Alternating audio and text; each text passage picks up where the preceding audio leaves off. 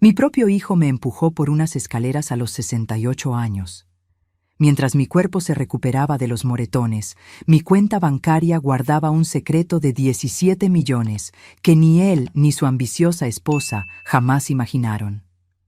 Ahora, con una pluma en la mano y un plan en el papel, me preparaba para enseñar la lección más importante que un hijo puede aprender. Nunca subestimes a una madre silenciosa. Cuéntame en los comentarios.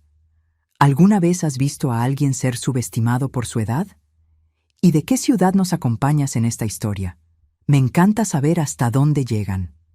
Fue un jueves de otoño cuando mi vida cambió para siempre. Las hojas caían afuera, doradas y relucientes, mientras yo caía dentro de mi propia casa. Una caída que, a diferencia de las hojas, no tenía nada de natural ni de bonita. Pedro, mi único hijo, había estado diferente durante meses. Desde que se casó con Luisa, una agente inmobiliaria con sonrisas calculadas y ojos que nunca descansaban, algo había cambiado en él. Poco a poco, mi presencia en la casa donde vivíamos juntos, la casa que construí con el sudor de mi trabajo como médica durante más de 4 décadas, pasó de ser bienvenida a tolerada y luego a un inconveniente. Esa mañana, sus susurros en la cocina cesaron cuando entré. Ya estaba acostumbrada a eso. Me encogí como aprendemos a hacer con la edad, tratando de ocupar menos espacio, de hacer menos ruido.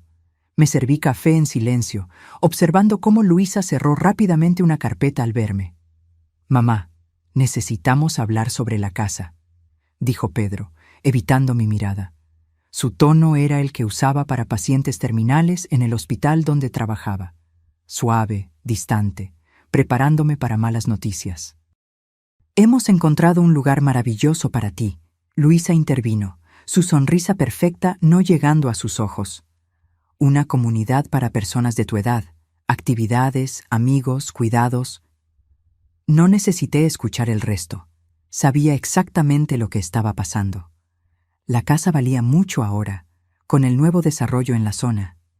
Y yo estaba en el camino. «La escritura todavía está a mi nombre», respondí con calma, tomando un sorbo de café. «Y tengo la intención de mantenerla así por ahora». Vi la mirada que intercambiaron. No era la primera. Documentos míos que desaparecían, conversaciones interrumpidas cuando entraba en una habitación, el repentino interés de Luisa en organizar mis medicinas. Pequeñas señales que yo venía registrando en silencio. «Mamá, sé razonable», insistió Pedro, endureciendo su voz. «No puedes cuidar esta casa sola. Te estás volviendo confusa a veces». Confusa. La palabra que usan cuando quieren decir inconveniente. Tomé mi taza y me dirigí a las escaleras. Necesitaba distancia, necesitaba pensar. Pero Luisa me bloqueó el camino. «Necesitamos resolver esto ahora, doña Elena», dijo ella, la máscara de paciencia deslizándose. «Ya hemos encontrado un comprador». Me detuve, sorprendida por la audacia. «¿Están vendiendo mi casa sin mi consentimiento?» Pedro se acercó por detrás. «Es por tu propio bien. Necesitas firmar algunos papeles. Hoy». Intenté pasar por Luisa, pero ella me agarró del brazo. Me di la vuelta para soltarme y sentí las manos de Pedro en mi espalda. No con la fuerza suficiente para parecer un empujón intencional, pero lo suficiente para desequilibrarme en la cima de las escaleras. Recuerdo que el mundo giraba, la sensación de vacío, el impacto de cada escalón contra mi cuerpo. Al final de la caída, miré hacia arriba y los vi a los dos en la cima de las escaleras, con los ojos muy abiertos, no por preocupación, sino por cálculo. «Mamá se cayó», gritó Pedro, a nadie en particular, construyendo su coartada. «Fue un accidente». Pero no bajaron de inmediato. Primero, Luisa apartó a Pedro, susurrándole algo. Cuando finalmente vinieron, sus rostros ya estaban compuestos en expresiones de preocupación, perfectas, ensayadas. «No te muevas, mamá», dijo Pedro, ahora en modo médico. «Podrías haberte roto algo». No me rompí. Algunos moretones profundos, un corte en la ceja, un esguince en la muñeca. nada comparado con la fractura en la confianza que tenía en mi único hijo. «Te llevaré al hospital», dijo, más una declaración que una pregunta. «No», respondí con una firmeza que lo sorprendió. «Voy a salir por unas horas. Necesito pensar». Conseguí levantarme sola, ignorando el dolor que irradiaba desde mi cadera. Tomé mi bolso y las llaves del coche. «Mamá, no estás en condiciones de conducir», argumentó Pedro con una nota de pánico en su voz. Lo ignoré y salí por la puerta principal. Lo que él no sabía es que yo ya tenía un plan de emergencia. Desde hacía meses sentía que algo andaba mal, que estaban tramando algo. Así que me preparé. Reservé una habitación en un pequeño hotel en la ciudad vecina, donde nadie me conocía. Y lo más importante, 3 meses antes había transferido la mayor parte de mi dinero a una cuenta que solo yo controlaba. Conduje lentamente hasta el café al lado del hospital donde trabajé durante décadas. El dolor era intenso, pero la claridad mental lo compensaba. Marina, la camarera que me conocía desde que era una pasante de enfermería, abrió los ojos al ver el corte en mi ceja. «Doña Elena, ¿qué le pasó?» «Me resbalé», respondí simplemente. No estaba lista para poner en palabras lo que había sucedido. «Un café bien cargado, por favor». Ella trajo el café y un kit de primeros auxilios, limpiando delicadamente el corte mientras yo bebía. No hizo más preguntas. Solo dejó un sándwich que no pedí en la mesa y me apretó el hombro antes de alejarse. En ese momento, sentada en ese café familiar, con el rostro lastimado y el corazón roto, tomé mi decisión. No sería una víctima, no sería desechada. Lo que Pedro y Luisa no sabían, lo que nadie sabía, era que durante mi carrera invertí sistemáticamente en propiedades médicas, clínicas y laboratorios. Como viuda de un profesor universitario, todos presumían que vivía modestamente de su pensión y de mi jubilación como médica. La verdad, había acumulado una fortuna de 17 millones, cuidadosamente invertidos y protegidos. Tomé mi celular y llamé a Jaime Méndez, mi abogado y amigo de confianza desde hacía 30 años. «Jaime, necesito verte hoy. Es urgente». 3 horas después, me senté en su oficina, explicando con calma lo que había sucedido mientras él tomaba notas. Su rostro se endurecía. «Elena, esto es agresión», dijo finalmente. «Podemos presentar una denuncia». «Aún no», respondí. «Primero, quiero asegurarme de que nunca más puedan tocar nada que me pertenezca». Pasé la noche en el hotel que había reservado, tomando analgésicos para el dolor físico y planeando cada paso para lidiar con el dolor emocional.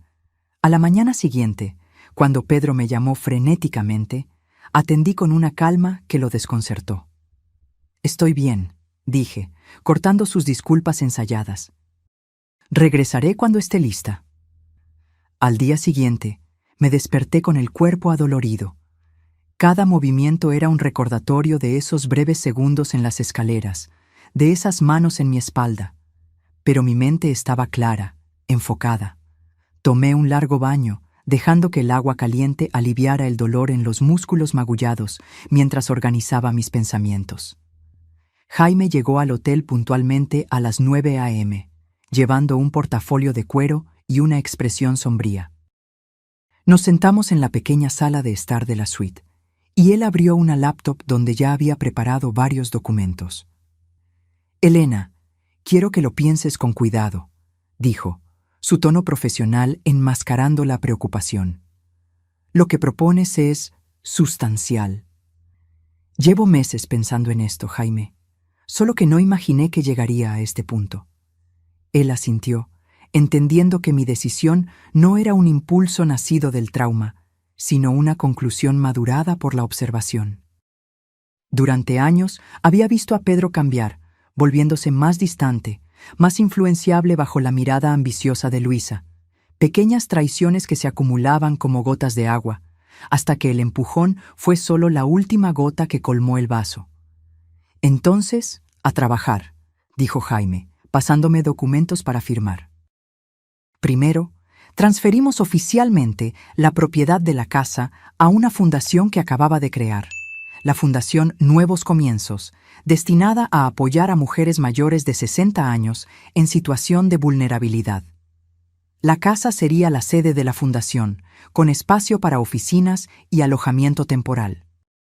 Luego, actualizamos mi testamento, eliminando a Pedro como beneficiario principal y dejándole solo una pequeña anualidad, suficiente para que no pudiera impugnar legalmente, pero una fracción de lo que esperaba heredar.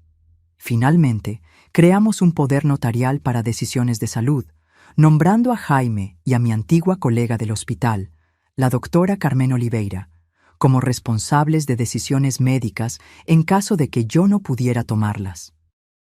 Pedro ya no tendría el poder de decidir sobre mi salud o mis internaciones. ¿Y qué hay de la evidencia del incidente?, preguntó Jaime con cautela. Sonreí, sintiendo una mezcla de tristeza y determinación. Tengo algo que no esperaban. 2 meses antes, preocupada por objetos que desaparecían y conversaciones sospechosas, instalé discretamente cámaras de seguridad en la casa. No era paranoia, era experiencia. En 40 años como médica, aprendí a reconocer las señales de abuso contra ancianos.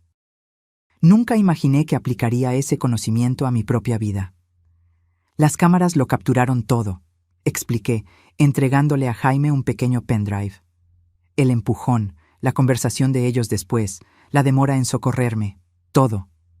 Jaime vio el video en silencio, su rostro se endurecía. Cuando terminó, cerró la laptop con un movimiento decidido. Esto lo cambia todo, Elena. Tenemos evidencia concreta. No quiero presentar una denuncia. Aún, expliqué. Quiero que ellos sepan que tengo esto, que entendieron lo que hicieron, que se den cuenta de las consecuencias. Después, decidiremos los próximos pasos. Jaime no parecía convencido, pero respetó mi decisión. Antes de irse, tomó mis manos entre las suyas. Ten cuidado. La gente desesperada hace cosas desesperadas. Esa tarde, contraté una empresa de mudanzas para retirar mis pertenencias personales de la casa, ropa, documentos, objetos sentimentales. Les di instrucciones de ir cuando Pedro estuviera en el hospital, durante su turno. También contraté una empresa de seguridad para cambiar las cerraduras después de la mudanza de mis pertenencias. Mientras esto sucedía, alquilé un cómodo apartamento en el centro de la ciudad, cerca del parque donde solía caminar todas las mañanas. Un nuevo comienzo, en mis propios términos. Mi celular no paraba de sonar. Pedro, Luisa, incluso amigos en común que claramente habían escuchado una versión editada de los eventos. No atendí ninguna llamada. En cambio, envié un único mensaje a Pedro. Estoy bien, me quedaré en otro lugar por ahora. Te pido que respetes mi espacio. La respuesta llegó casi al instante. Mamá, por favor, nos estás asustando. Fue un accidente. Necesitamos cuidar de ti. No respondí. Esa palabra, accidente, ahora tenía un sabor amargo. Los accidentes no son precedidos por planes de vender la casa sin consentimiento. Los accidentes no son seguidos por susurros calculadores antes de ofrecer ayuda. Al día siguiente, recibí una llamada de Marina, la camarera del café. Doña Elena, su hijo estuvo aquí preguntando por usted. Parecía bastante trastornado. ¿Qué le dijiste? Solo que la vi el otro día, pero no mencioné las heridas. Algo me dijo que fuera discreta. Gracias, Marina. Hiciste bien. Ella dudó antes de continuar. Doña Elena, cuando entró al café con ese corte, me recordó a mi abuela. Ella también se resbalaba mucho cuando vivía con mi tío. Sentí un nudo en la garganta. Estoy lidiando con eso, Marina. No te preocupes. Si necesita algo, aquí estamos. Todos nosotros en el café. Usted ha ayudado a mucha gente en esta ciudad a lo largo de los años. Sus palabras me reconfortaron. Durante décadas como médica en una ciudad pequeña, traté a generaciones de familias. Acompañé nacimientos, enfermedades, recuperaciones y, sí, muertes. Construí una red de relaciones basada en la confianza y el respeto.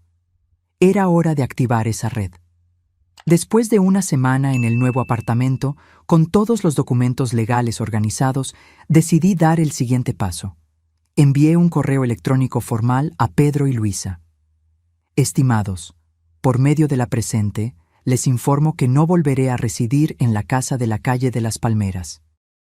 La propiedad ahora pertenece legalmente a la Fundación Nuevos Comienzos, según la documentación registrada en la notaría la semana pasada.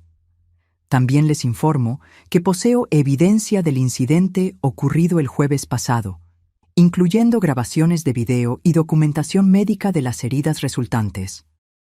No deseo cortar lazos por completo, pero establezco las siguientes condiciones para cualquier contacto futuro: reconocimiento formal de lo que sucedió, compromiso con terapia familiar, cese inmediato de cualquier intento de controlar mis finanzas o decisiones. Atentamente, doctora Elena Campos. Hice clic en enviar y dejé el celular a un lado, sintiendo que un peso se quitaba de mis hombros. Era el primer paso para reconstruir mi vida en mis propios términos. Ya no era invisible, ya no era desechable, ya no era silenciada.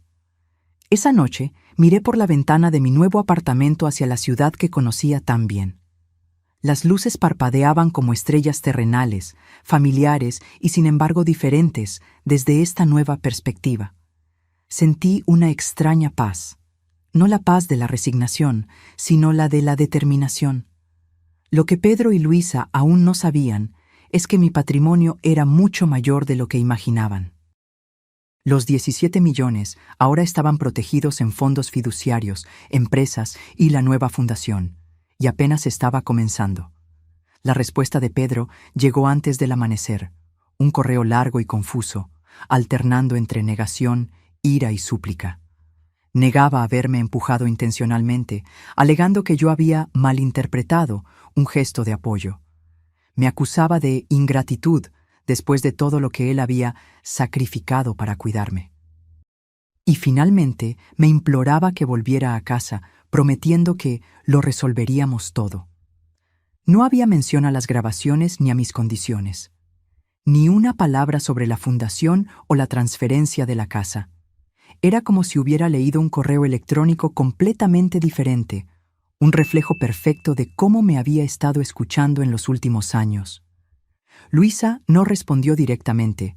En cambio, comenzó una campaña silenciosa entre nuestros conocidos en común. Amigos llamaban preocupados, diciendo que habían oído que yo estaba confusa, tal vez sufriendo de demencia precoz, que Pedro estaba devastado con mi condición y mi comportamiento errático. Yo escuchaba pacientemente, agradecía la preocupación y luego, con calma, los invitaba a tomar un café en mi nuevo apartamento. Cuando venían, y la mayoría lo hizo, movida por la curiosidad o la genuina preocupación, no encontraban a una anciana confusa, sino a la misma médica articulada y perspicaz que conocían desde hacía décadas. Carmen, mi colega de residencia y amiga de 40 años, fue la primera en visitar. Trajo flores y una mirada desconfiada. Luisa me llamó, dijo, mientras yo servía té en el pequeño balcón. Dijo que estabas teniendo episodios. Sonreí poniendo la tetera sobre la mesa. ¿Qué tipo de episodios exactamente? Paranoia, agresividad, confusión. Carmen estudió mi rostro mientras hablaba, sus ojos de médica evaluando clínicamente.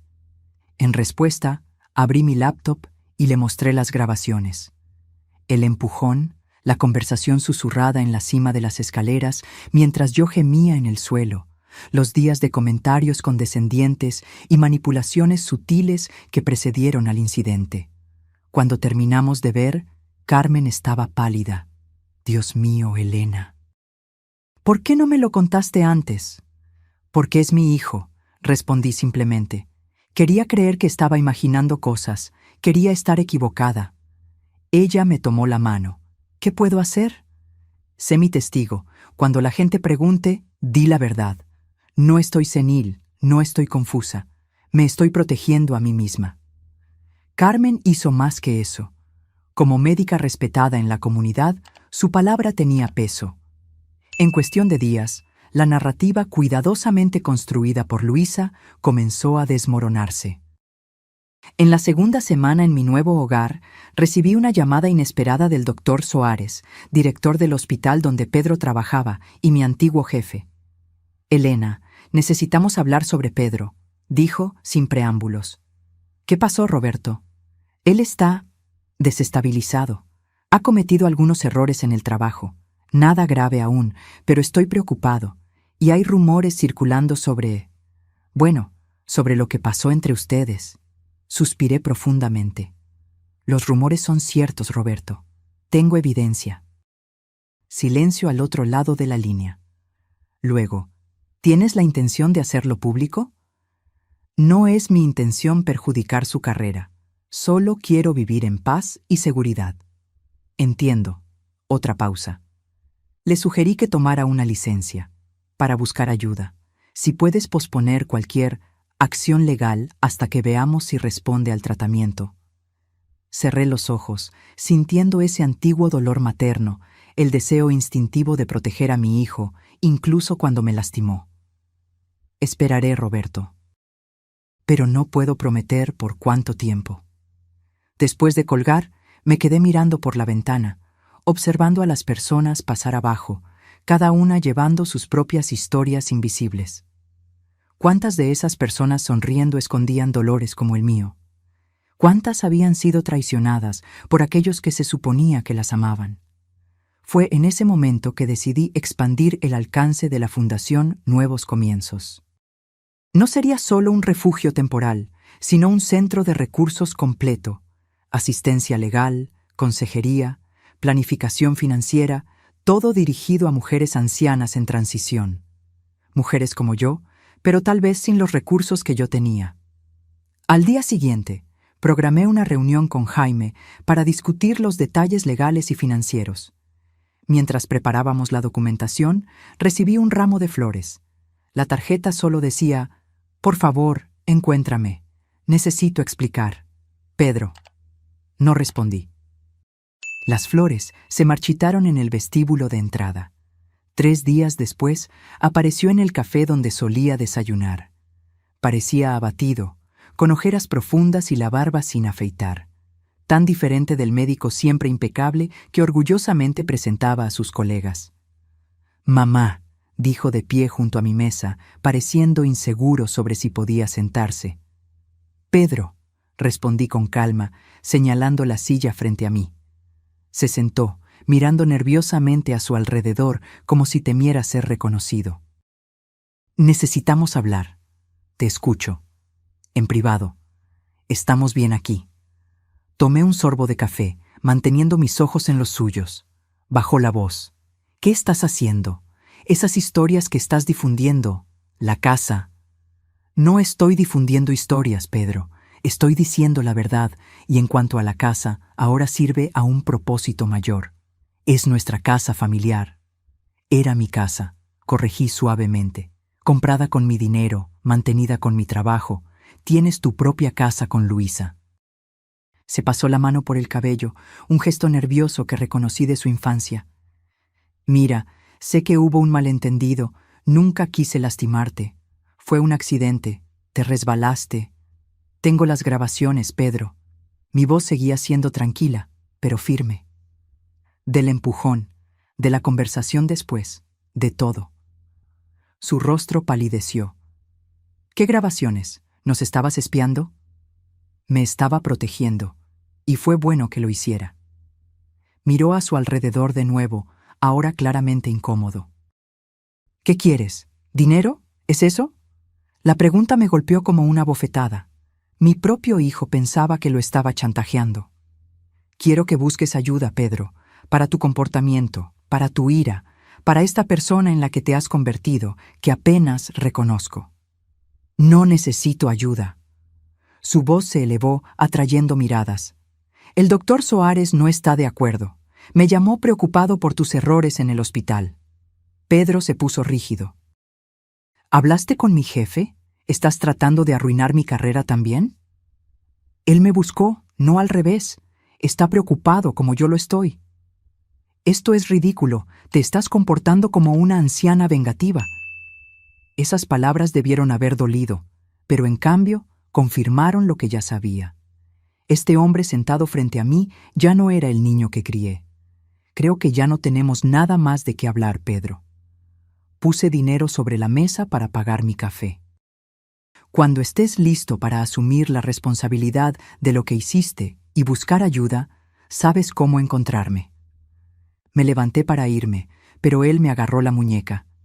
No hemos terminado, no puedes simplemente quitarme todo así. La casa, tu herencia. Miré su mano en mi muñeca, luego a sus ojos. Suéltame, Pedro. Ahora. Algo en mi voz, o tal vez en las miradas de los otros clientes, hizo que me soltara. Salí del café sin mirar atrás, sintiendo su mirada furiosa en mi espalda. La noticia de la transformación de la casa en sede de la Fundación Nuevos Comienzos se extendió rápidamente por la ciudad. Era el tipo de chisme que a la gente le encanta compartir. Un giro inesperado, una historia de redención, un poco de drama familiar. Para mi sorpresa, la reacción fue mayoritariamente positiva. Antiguas pacientes llamaban ofreciendo apoyo, voluntariado y donaciones. Colegas médicos se ofrecían a dar consultas gratuitas para las futuras residentes. Incluso los medios locales mostraron interés, con el periódico de la ciudad queriendo hacer un reportaje sobre la iniciativa. Luisa, por supuesto, tenía una perspectiva diferente. Una semana después de mi encuentro con Pedro en el café, apareció en la oficina provisional de la fundación, donde yo trabajaba con 2 trabajadoras sociales recién contratadas. «Necesitamos hablar», dijo, ignorando por completo a los demás en la sala. Pedí a las asistentes que me disculparan y la llevé a una pequeña sala de reuniones. Estaba impecablemente vestida como siempre, pero había algo desaliñado en sus ojos, una desesperación mal contenida. «¿Qué quieres, Luisa?» «Quiero que pares con esto. Toda esta farsa». Gesticuló vagamente hacia la oficina. «Esta fundación, esas historias sobre Pedro, estás arruinando nuestras vidas». Mantuve mi voz tranquila, como hacía con pacientes agitados. «No es una farsa. La fundación está legalmente registrada, con financiación garantizada y una misión clara. En cuanto a Pedro, no he difundido historias sobre él. No seas ingenua. Todo el mundo está hablando. Él podría perder su trabajo. Si Pedro pierde su trabajo, será por sus propias acciones, no por mis palabras». Se inclinó hacia adelante, bajando la voz. «Mira, podemos resolver esto. Devolver la casa a ti, olvidar toda esta historia, empezar de nuevo. La casa no está a la venta, Luisa. Y algunas cosas, una vez rotas, no pueden simplemente ser arregladas». Su rostro se endureció. «No entiendes lo que estás haciendo. Pedro no está bien, está bebiendo, tiene ataques de ira, no sé lo que puede hacer». Era una advertencia disfrazada de súplica. Reconocí el patrón. Lo había visto en familias de pacientes muchas veces. El miedo a lo que un ser querido inestable podría hacer. Si temes por lo que Pedro puede hacer, sugiero que busques ayuda para él. Y si temes por tu propia seguridad, hay apoyo disponible. Sus ojos se abrieron. No estoy diciendo que me lastimaría. Estoy diciendo que él puede lastimarse a sí mismo. Entiendo tu preocupación, pero el chantaje emocional no funcionará conmigo, Luisa. Ya no. Se levantó bruscamente. Te arrepentirás de esto. Cuando Pedro lo pierda todo por tu culpa, cuando haga algo de lo que no pueda volver atrás, recuerda esta conversación. Después de que se fue, me quedé sentada por un largo tiempo, respirando profundamente para calmar mi corazón acelerado. La amenaza velada me perturbó más de lo que quería admitir. Llamé a Jaime y le conté la conversación. «Debemos tomar esto en serio», dijo, con la preocupación evidente en su voz. «Voy a tramitar una orden de alejamiento preventiva. ¿Crees que es necesario? Elena, eres médica. Sabes lo impredecibles que pueden ser los pacientes inestables. Y Pedro tiene acceso a medicamentos y conocimiento médico. Tenemos que ser cautelosos». Acepté de mala gana. Por mucho que quisiera creer que mi hijo nunca me lastimaría intencionalmente, el empujón en las escaleras había destruido esa ilusión. Si lo hizo una vez, bajo presión, ¿qué haría ahora que estaba perdiendo todo? La orden de alejamiento fue concedida rápidamente, gracias a la grabación del incidente y al testimonio de Carmen sobre mis heridas. Pedro no podría acercarse a mí, a mi apartamento o a la sede de la fundación. Cuando se entregó la notificación, recibí una llamada devastadora de Roberto Suárez. Elena, Pedro no se presentó al turno hoy. Descubrimos que ha estado tomando medicamentos del hospital. Lo estoy suspendiendo oficialmente y derivando el caso a la junta médica. Sentí como si el aire hubiera sido arrancado de mis pulmones. ¿Crees que él está? No lo sé. Intentamos llamarlo. Enviamos a alguien a su casa. Luisa dice que salió anoche y no ha vuelto. Mi corazón de madre se encogió, ese vínculo primordial que persiste sin importar lo que haya sucedido. Si tienes noticias, serás la primera en saber. Pasé las siguientes horas en un estado de ansiosa expectativa. Una parte de mí quería salir a buscarlo, revisar todos los lugares que frecuentábamos cuando era niño. El parque con el viejo carrusel, la heladería en la plaza central, la biblioteca donde pasábamos las tardes lluviosas. Pero la parte racional de mí sabía que no sería seguro, ni para mí ni para él.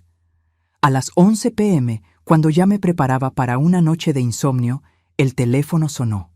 Era Carmen.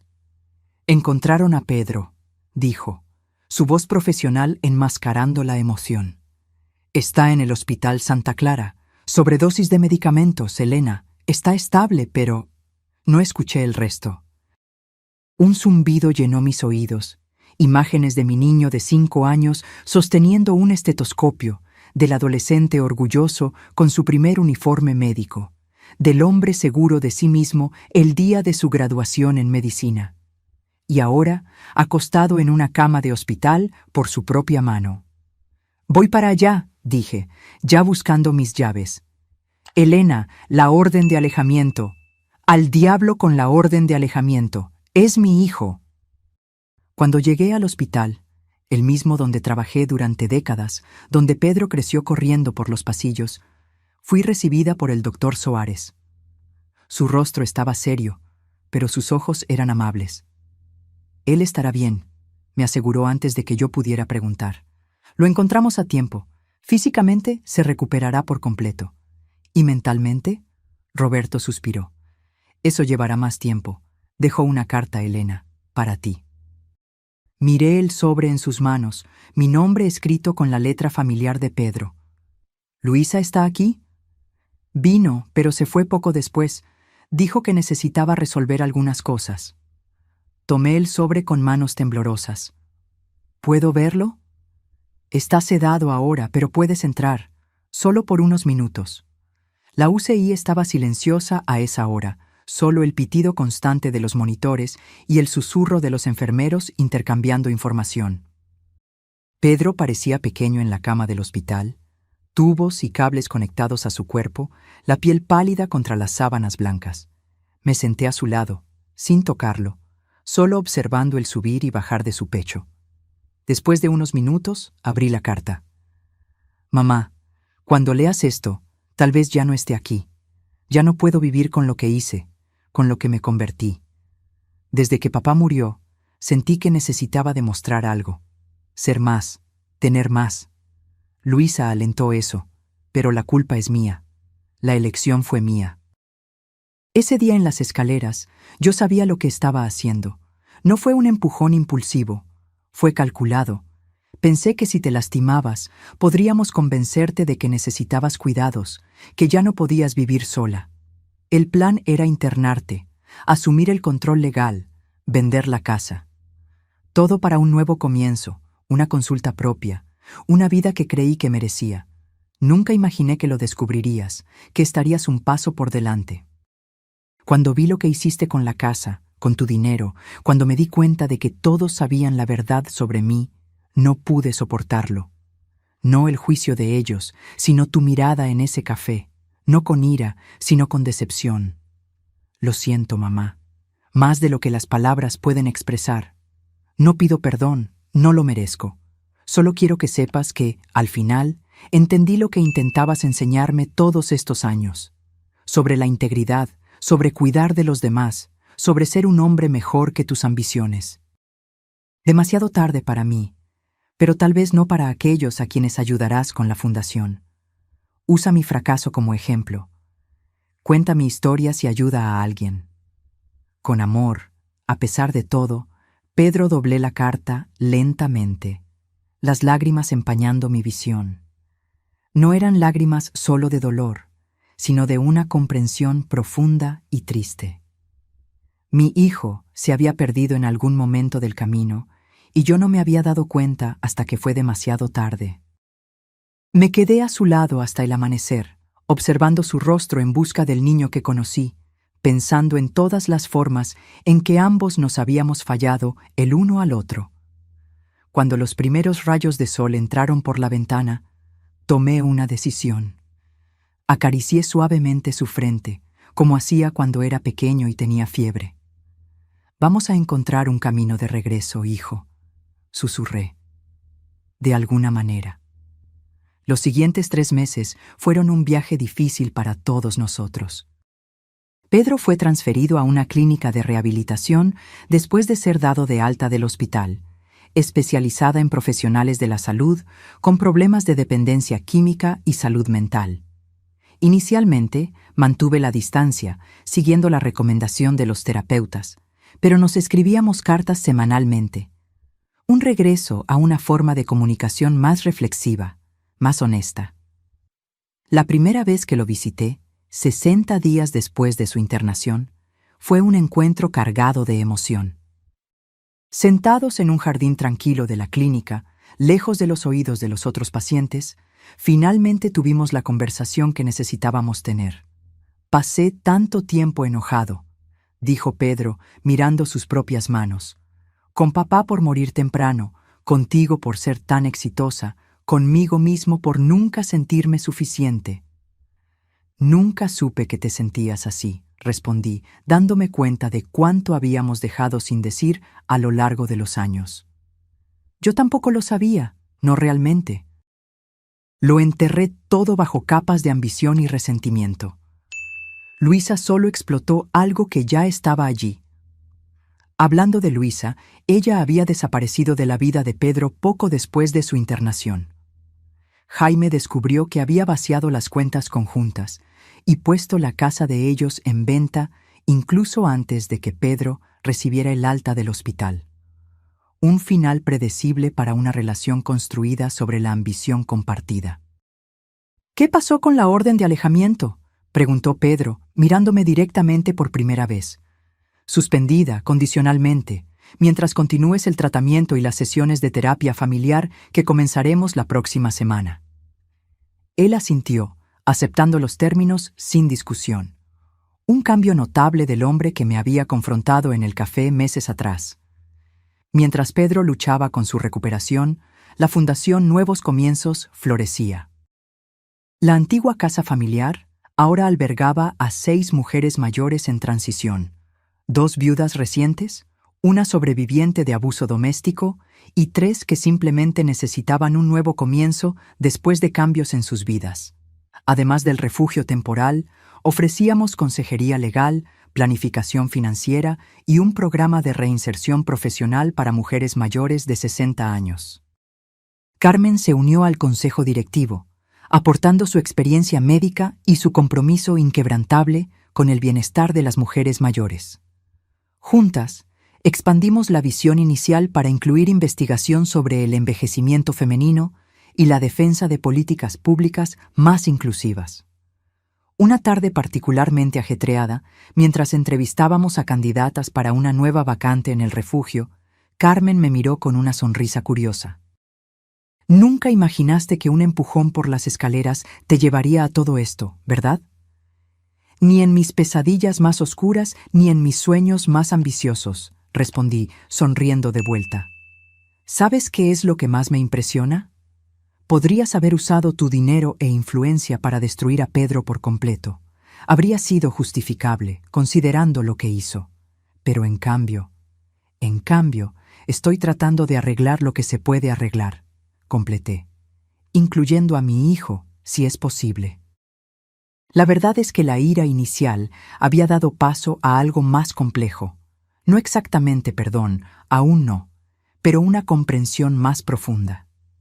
Pedro era producto no solo de sus propios fracasos, sino también de los míos, de nuestras dinámicas familiares no resueltas, de presiones sociales que valoran el éxito material por encima de la integridad.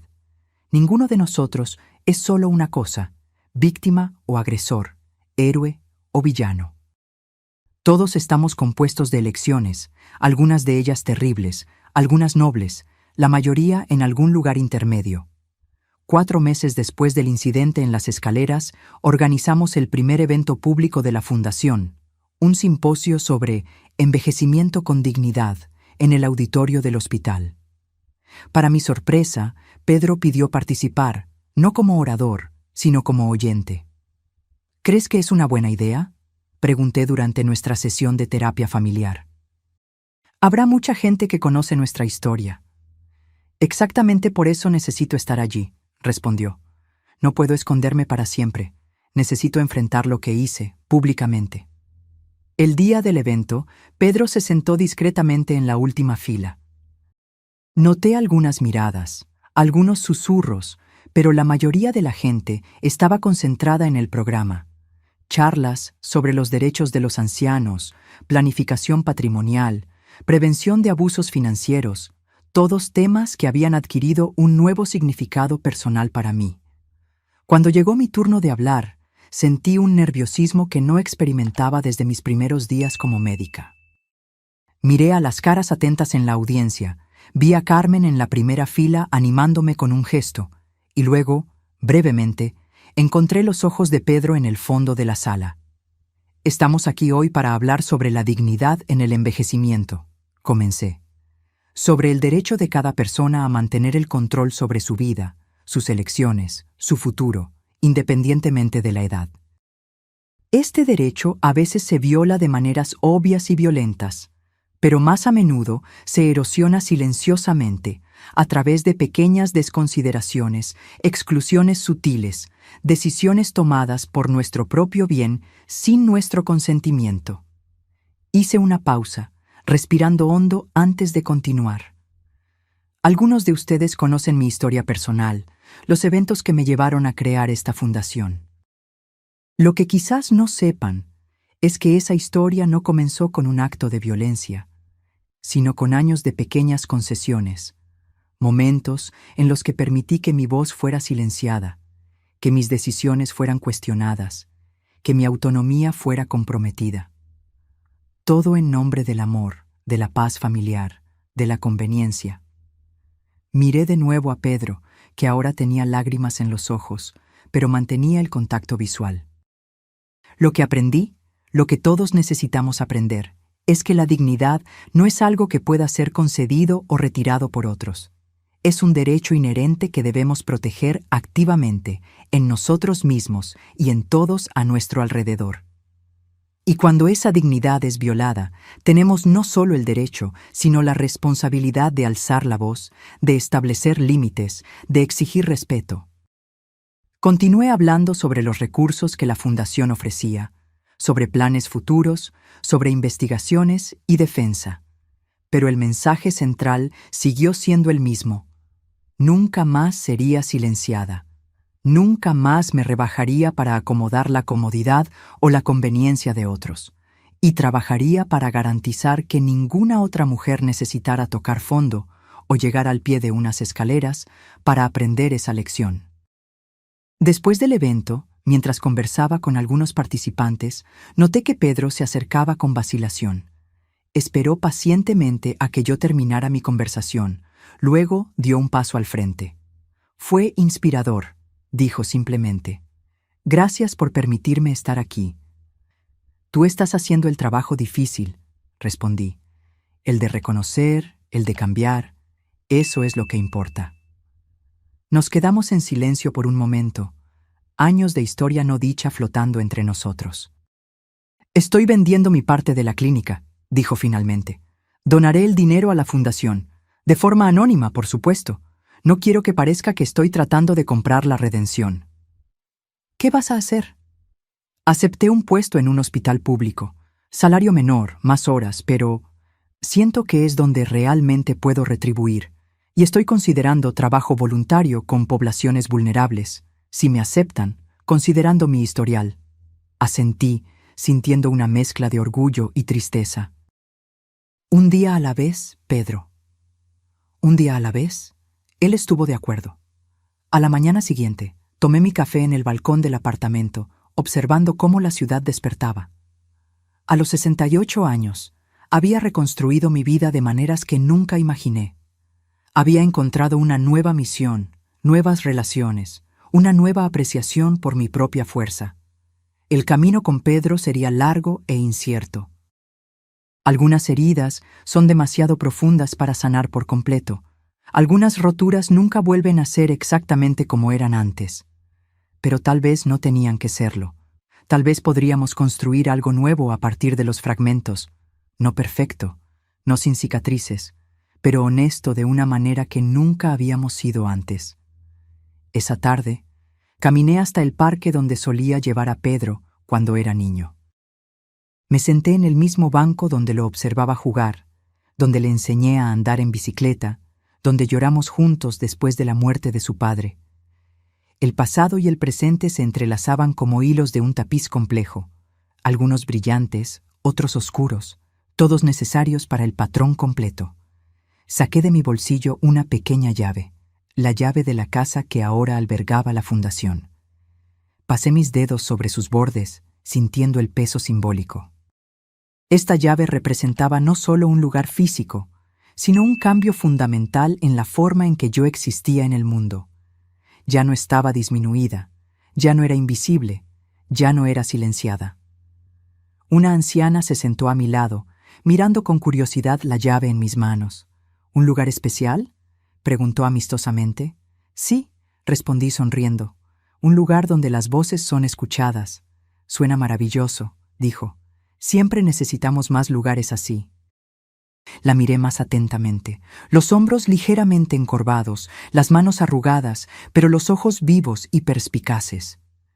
Me pregunté cuál sería su historia, qué silencios cargaba, qué palabras esperaban ser dichas. De hecho, dije, guardando la llave y extendiendo mi tarjeta, quizás le gustaría conocer este lugar, siempre estamos con las puertas abiertas. Ella tomó la tarjeta, leyendo el nombre de la fundación con creciente interés. Mientras comenzábamos a conversar, sentí esa profunda satisfacción que viene no de la venganza o la justicia, sino de la transformación, de tomar algo roto y reconstruirlo en algo más fuerte, más significativo, más amplio que tú misma. La caída había sido solo el comienzo. Lo que importaba era cómo elegí levantarme. No solo para mí, sino para todas aquellas que vendrían después, buscando un camino a través de sus propias sombras, hacia la luz de sus voces finalmente liberadas. ¿Y tú? ¿Alguna vez has presenciado que alguien sea subestimado por su edad?